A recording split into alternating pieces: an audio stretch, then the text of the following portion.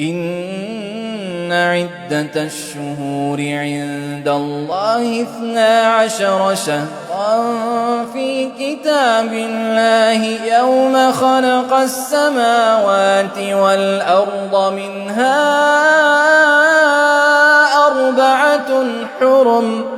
ذلك الدين القيم فلا تظلموا فيهن أنفسكم وقاتلوا المشركين كافة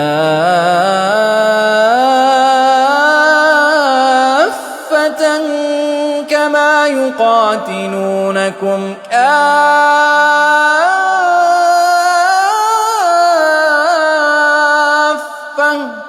واعلموا أن الله مع المتقين.